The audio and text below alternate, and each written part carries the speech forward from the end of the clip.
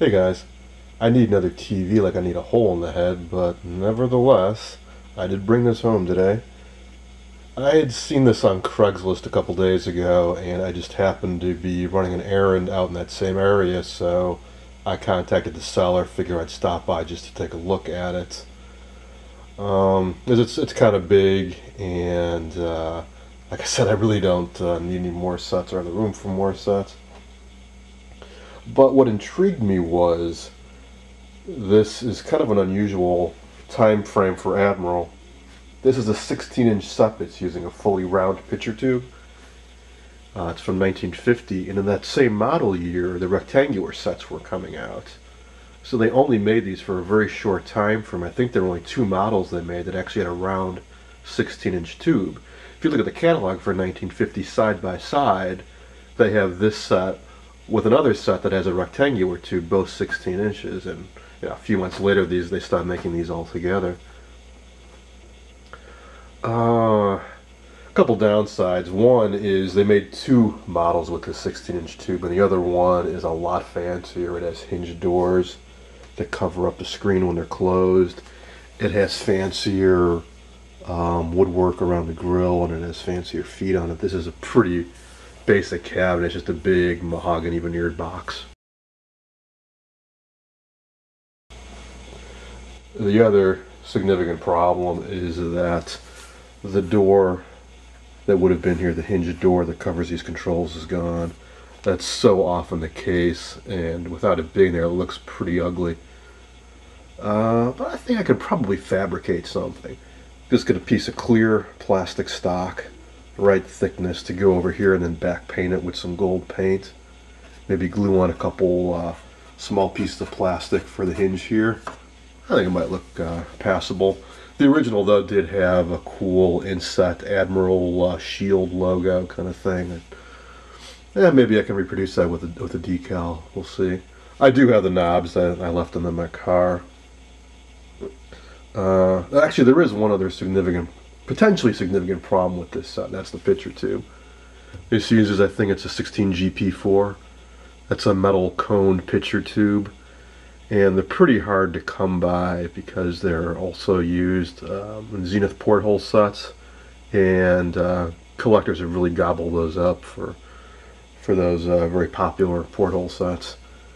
I brought my tester along with me and hooked it up to this tube, and it registered 0 emissions for a while. I hooked it up for about 10 minutes.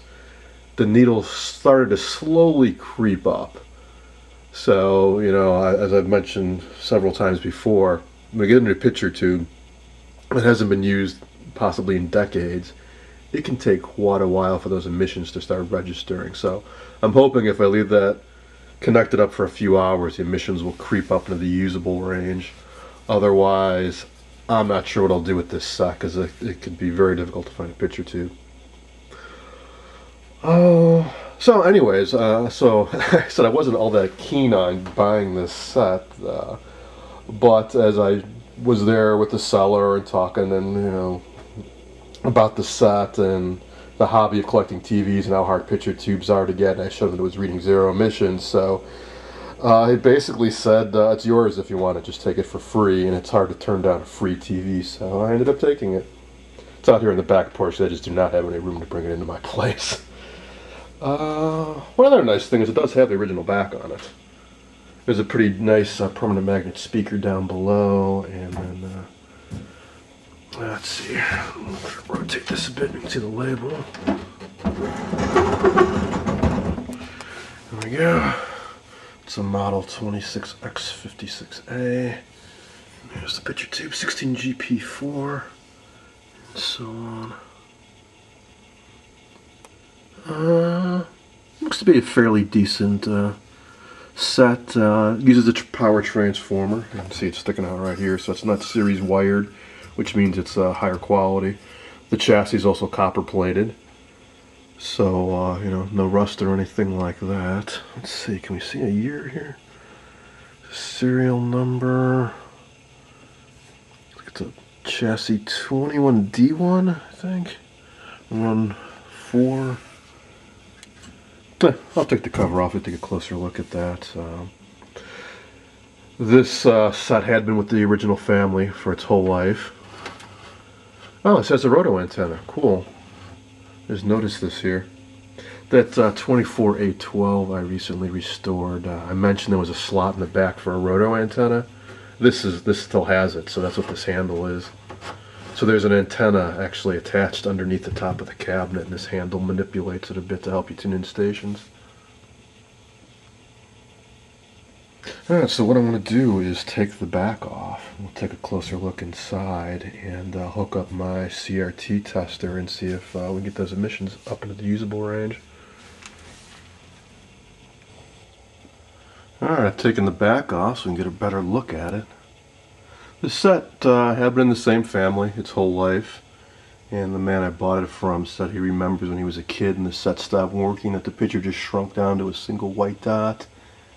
And they put it in the basement and it just sat there for ages. He's selling the house, so he wants to clear out this stuff. So, like I said, got it for nothing. There's the roto antenna. So when you move this lever, it moves these contacts back and forth that open and close. It's kind of like a big DPDT switch on this metallic X that's set up in here. This is a metal CRT, which quite deadly. Oh, it's just my flashlight rolling across the floor. So the way this high voltage hooks up down here is this entire metal bell is at the high potential, probably somewhere around 12 or 14,000 volts. Other sets that seem like this, there's a big plastic skirt, like this material that covers the CRT. This doesn't even have that, so if this set was on and you stuck your hand in here, anywhere near a few inches of this, you could potentially get a very, very nasty shock. And this is the only metal CRT set I've gotten. I'm very leery of them. Also, when they implode, they're pretty dangerous because the front glass, if it implodes, will hit this metal part and kind of rebound and shoot out the front like a little cannon. So, gotta be careful around these. Looks like it's the original. Still has the Admiral paperwork on it. There's the speaker down there. Looks to be in good shape. So the chassis is all copper plated.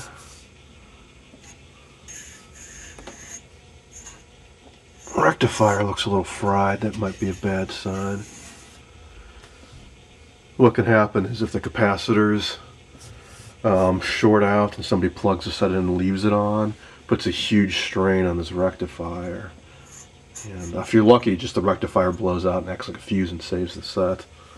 Otherwise, the transformer might have gotten damaged. I don't see a fuse anywhere, so you know, if there's no fuse, the power will just keep going into the set until something burns out. Looks to be all pretty well intact. It actually looks quite similar to the 24A12 chassis I just worked on. Looks like the same type of tuner up there and the same type of IF strip here with the stagger tuning and all that. And this is just a year. This is from 1950 and that set was from 1949, so I wouldn't expect the design to be too much different. Of course, the picture tube's a lot bigger, and correspondingly the bracket that holds it is up a lot higher, and it's mounted on its side, which I found kind of curious. I guess there just wasn't enough room to rotate it and put it down here for some reason. Or maybe they like the design of having the controls on the side, which works well with the chassis over here. A bit of crud down here. Is anything too serious? Maybe some mouse droppings or something. Delightful. Let's see if I can get this. Oh, it's hinged. That's interesting. There's Flyback, high voltage rectifier. Well, that would cause a problem. The high voltage rectifier lead is just been disconnected. It should be soldered on there. Hopefully that's not signs of anything horrible happening. From what I can see of the Flyback, it doesn't look like anything is melted off. Time will tell. Alright, well, so the key thing is whether or not the picture tube is any good. So I'm going to get out a tester, hook it up, and show you what I mean about the weak emission. I'm going to be using my B&K 440 to check these emissions. It's older and cruder than my Suncor CR70, but I find it a lot more convenient for these tests for emissions. One is that the cable that comes out of it has a socket on the end that fits right onto these old CRT types. The CR70 has these little J clips, and you have to clip it onto each lead individually, and they tend to fall off. So anyways, fire this up.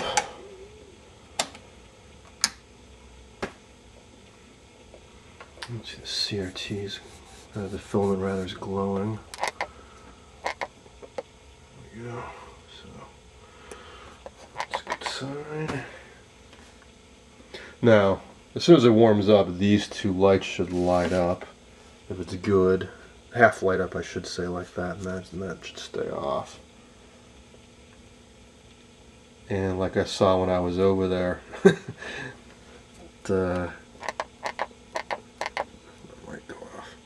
that one is just barely showing some signs of life, and that one's not registering at all. If I go to emissions, well, that's not too good.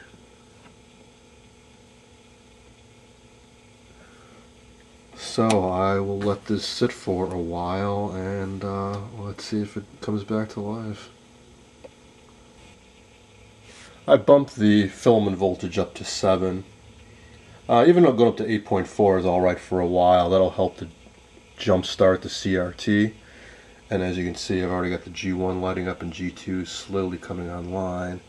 And if I go to emission now, I've got something. It's not great, but it's slowly climbing. You can see that even here, it's already gone up a bit more. So, you know, sometimes I'll leave these overnight running at a slightly elevated filament voltage. As a last resort, sure, there is the dynamic intensifier, but the Suncor CR70 has a much better rejuvenate feature than this. But I would only use it as a last resort, because what that does is it puts a jolt of high voltage and current through the cathode in the hope that it will kind of burn off any junk that's accumulated on it and expose some fresh cathode surface. But you can only do that so much, because once it's burned off, it's gone, and if you use it too much or put too much juice to it, you're going to blow off all the cathode surface and your tube will be completely dead. So I like to use this soft start much better. You can see it's already gone up considerably more now.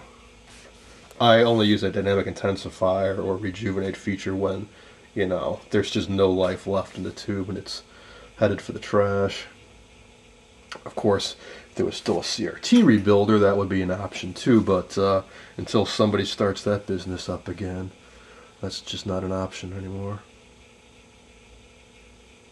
This is encouraging. It's been steadily climbing. When I started recording a few minutes ago, it was down here, and now we're already up to here, so I'll let this sit for, say, a good hour or two, and then pick up recording. I've had it running about an hour, so let's see what we got. How about that? Well into the good range. So I cannot say it often enough. Always let your CRT sit for at least a few hours before even thinking about using the rejuvenate feature. I'll let this sit a while longer, and who knows, may go up even higher. Oh, I was just watching a junk collector's video on his Twonky Admiral set, and what struck me as interesting when I looked it up is that it is also from 1950, and it uses a 16-inch rectangular picture tube. So it's an example of just what I was talking about. It seems so weird to me that Admiral would have two models come out the same year, both 16-inch, one with a round and one with a rectangular tube. I also noticed that his chassis looks to be exactly the same, except that his is rotated such that it's going horizontally rather than vertically. I let it sit for about another hour at 7 volts. Now I've dropped it back to 6.3, and I'm going to run through the tests again. So first up, shorts. Got both neon lights lit up like they're supposed to be for a good tube. Now emissions. Gotta wait a little while for it to rise up.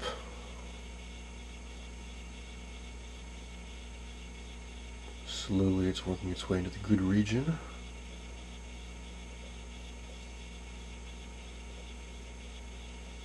And I imagine that'll get a bit better if I let this sit longer.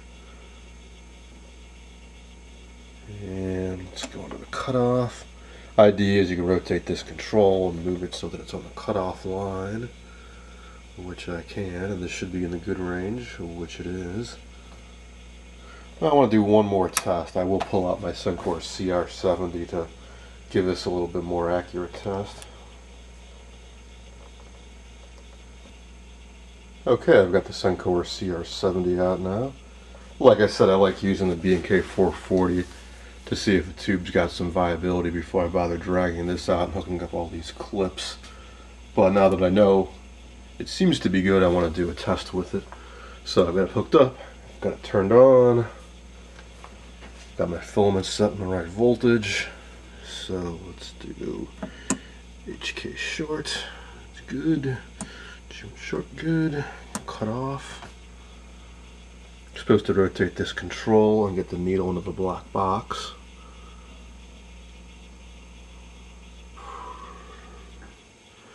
And that's good, so we move on to emission.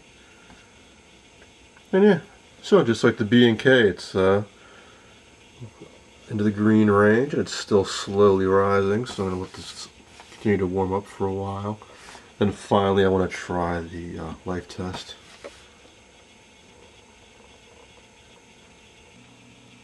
While I wait for that picture tube to warm up, I thought it'd be interesting to take a quick look at the schematic for this set. So I pulled out my Wallace Telaid for 47 to 51 and located the chassis on page 35. It is the 21D1 chassis. Even though this set is just about a year newer than that Admiral 24A12 I just restored, there's a significant difference. That's in the video and sound IF. Mixer is pretty much the same, 6AG5 RF amp, 6J6 RF oscillator and mixer. But unlike the 24A12, this does not use a split carrier for the sound. On the split carrier there was a pickoff right here, and then I went to a 21 megahertz sound IF stage. On this set, we've got 3 stages of IF for combined video and sound, then the video detector, and here's the pickoff for the sound. And then the one sound IF stage is tuned for 4.5 megahertz. So this is the more modern way of sound pickoff. With this, you won't have that problem where you can get a good picture and no sound, or sound and no picture, because they stay in sync through the IF stages here. The other difference is in the alignment procedure for this. Significantly easier. Show you that in a sec. Otherwise, it's pretty much the same. All these tubes, 6SN7 for the oscillator, 6W6 vertical output, and so on. The output tube for the horizontal is a little bit different. The other one uses a 6BG6, this uses a 6CD6. Other than that, the same damper tube, high voltage rectifier, same video amp, same 6V6 audio output tube, and so on. So, other than that, seemingly subtle difference for the sound, it's quite the same, but that makes a big difference on simplifying the alignment procedure, and you get much better sound quality with this. So, if you're watching my video on aligning the 24A12, I had to go through quite a few steps. Here, step 1, step 2, step 3, check your overall response. So that's it.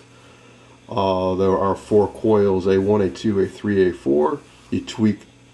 You peak 2 of them, A1 and A2, at 25.3. You peak A3 and A4 at 23.1, and that's about it. At least for the video sound IF. There is a separate trap for the 4.5 megahertz sound after it goes through this stage, but that's pretty simple. Set your RF generator to 4.5 megahertz. and then you peak a 5 and a 6, and then a 7 is the ratio detector, and just like on an FM radio, you adjust that for a null. And then there's a couple slight tweaks you can make in the tuner itself, and that's about it. So it'll be interesting once I get this set up and running to do the alignment for this and see how that goes. But yeah, we'll have to wait. Alright, take a quick look at the picture tube, and I think that'll be it for this video.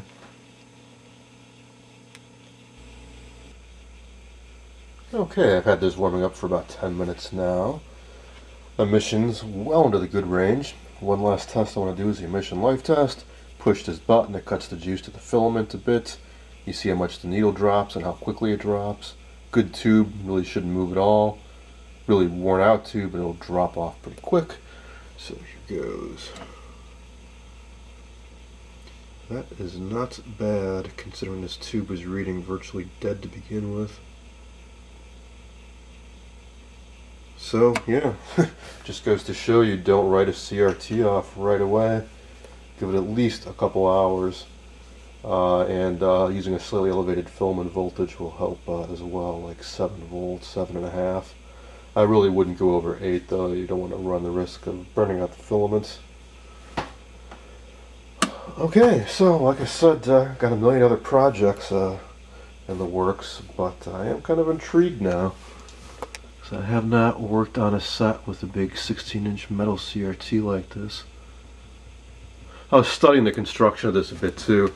At first I was hoping that I could just leave the CRT mounted inside the cabinet and slide the chassis out and use a smaller test CRT with it.